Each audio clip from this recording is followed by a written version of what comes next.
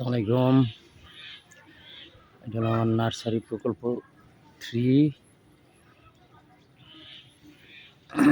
আসলে এই জায়গার সব গাছগুলাই একদম নতুন পাতা নিয়ে খুব সুন্দর একটা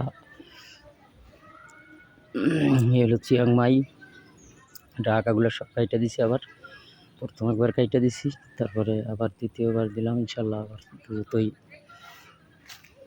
অনেক আঁকা নিয়ে পাশে লিচু গাছ খুব ভালো আছে।